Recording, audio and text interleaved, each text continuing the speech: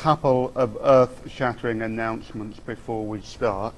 At the moment, we have had some utterly fantastic cheesy videos posted, including the unforgettable Wham that some of you just had to endure, and a hideous Phil Collins number. I haven't watched the Hugh Grant thing. Who posted the Hugh Grant thing? I hear it's really dreadful. So I look forward to watching that. We also have only a few suggestions for awards that I want you to continue to contemplate, and I don't mind if you post suggestions during the lecture. This is where we're at so far. Gavin has suggested that we have an award for the most embarrassing silence in class, which we can try and maybe top today. I've suggested asleep most often, and I know who you are. We have the absolutely we already know the winner of this category, but she wasn't here on Thursday when we were talking about it, the best sneeze of the semester. Welcome back. And we have Tyler nominating Ben for late most often. So please take a bow, although you've actually got very good in recent weeks, alarming. So any more suggestions, again, you're welcome to post them during the lecture, although you'll be so gripped and intrigued by what I'm talking about that not even Facebook will get a look in.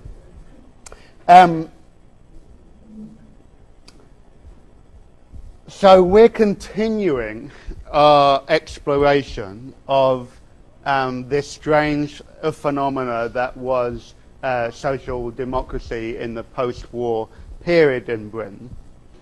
And I'm going to, and remember that the puzzle that we've sort of set ourselves for these few weeks is trying to explain why this system lasted for such a relatively brief period of time. And today what I'm going to do, I really don't have a strong argument today, but what I'm going to do is try and examine the way in which social democracy in Britain developed around the reconfiguration of Britain's role in the world. And when I say I don't have a strong argument, it's not clear to me what the causal relationship is between basically, the shrinking of Britain's global power and the development and brief life of social democracy. But there clearly is some type of relationship. I put at the top here a picture of the Suez Crisis of 1956. Britain and France's sort of failed attempt to retake the Suez Canal, because that is often held to be the critical turning point in this story. That 1956 is often taken to be the point at which Britain's empire and Britain's imperial reach is finally up, and its new position as a client of the United States is finally revolved. That's utterly wrong, isn't it? Is finally revealed.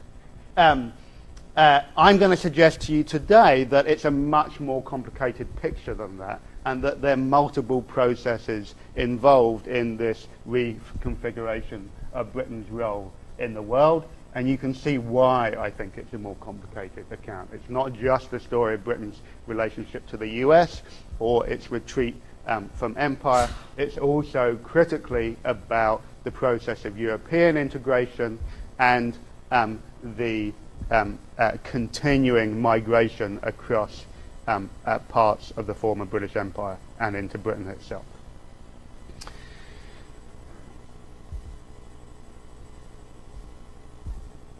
And one of the dangers in having this type of, and giving this type of lecture is that we can assume that this this retreat of Britain's position in the world seemed obvious at the time. And I want to, because we now know that, you know, Britain is essentially, what's the famous phrase, Italy with rockets. And Italy, Italy, with or without rockets at the moment, is not a fun position to be in. Who would want Berlusconi as your head of state?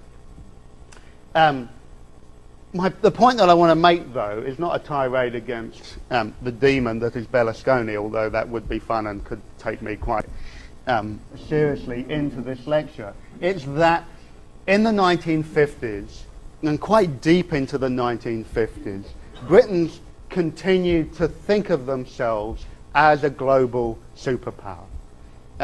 Remember that Britain was one of the big three, alongside the US and the Soviet Union, at Potsdam in 1945.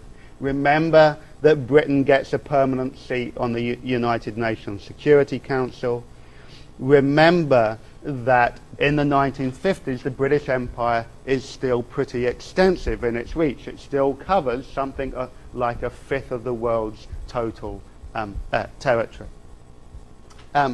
And in a way, people often took the ascent of Everest by Hillary and Tenzing that you see in this picture in 1953 as a continuation of the story of Britain's great imperial adventures, its great imperial strength, producing such heroic figures as Hillary, still being able to climb the highest mountains in the world.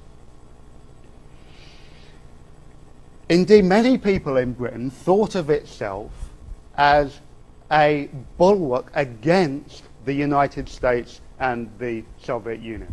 Many people in Britain thought that Britain could play a key role in a supposedly new the bipolar world of the Cold War.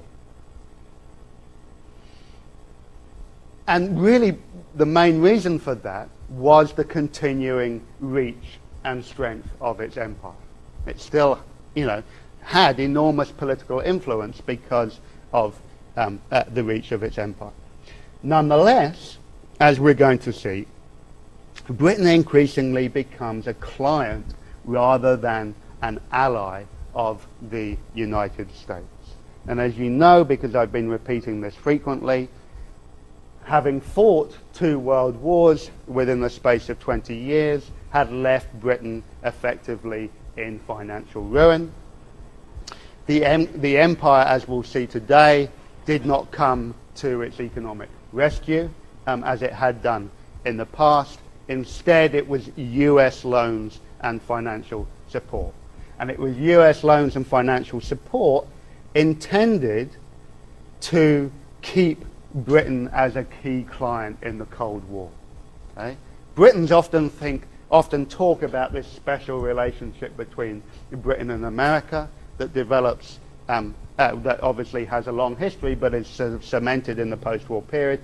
What they always do is overlook the key role that Britain plays for the US, both in terms of its political influence over the old empire and trying to make sure that communism doesn't spread in Africa and Southeast Asia in the 50s and 60s, and then a key role in allowing being the United States sort of eyes and ears in the project of the European Union. Okay, so Britain basically becomes this client of the US, serving the new interests of the American empire, no longer the British Empire. Indeed, a key part of this story is the slow crumbling of the British Empire. In many ways, there are various dates in which people set. Many people often point to the fall of Singapore in 1942, the defeat of the British Army, or really the Indian Army, by the Japanese. But the real story is of the deepening spread of colonial nationalism in the 1940s and 1950s, the first sign of which is the Declaration of Independence, the achievement of independence in India in 1947. But there are also clear signs of the economic frailties of the empire, and as we'll see, with the crumbling of the sterling area, Britain's continual attempt to make the pound competitive with the dollar, which is forever in crisis. This basically leads to a increasingly rapid process of decolonization in the 1950s and 1960s, and a reorientation of Britain's sights towards Europe, and Europe as the new source of its economic salvation, not its political salvation, but certainly its economic one. And throughout this rather complicated process, what we have is a reshaping of Britain itself. A whole series of imperial wars fought, as we'll see, an accelerated process of decolonization, both created new patterns of migration across the British Empire, both of Britons going out to the colonies and to the dominions, and of former colonial subjects coming to Britain. This creates the beginnings of Britain as a multicultural, multiracial, multi-faith society. And one of the stories that you're going to see today is quite how agonized and difficult that process is. Okay, so let's get on to the slightly, I can't really say depressing, can I, as an American, but slightly strange story of Britain and the USA. I'm going to suggest to you that 1941 is the year that the British Empire finally gives way to the new hegemon of the American empire. John Maynard Keynes believed that in 1941 the Americans picked out the eyes of the British Empire. Okay? That there was a conscious, deliberate strategy involved, and Keynes was at the center of most negotiations between the US and the UK. 1941 is a critical year because in the space of a few months, Britain becomes financially, politically, and militarily dependent upon the US in a new type of way. Now, we know that the US had given the UK loans in the First World War and after the First World War, and that those loans were defaulted on. But in March of 1941, they signed the Lend-Lease Agreement, which basically gives Britain a line of credit so that it can purchase American goods and concentrate its industrial production on the military and the war effort. By 1945, that line of credit had extended to 21 billion pounds. It was ended by Truman right after Hiroshima, and Britain only ever repaid $605 million of that loan, a tiny fraction. But one of the costs for the UK and one of the benefits for the US was to be able to put new types of political pressure on Britain. And this was clearly evident in the signing of the Atlantic Charter in August, when Roosevelt and Churchill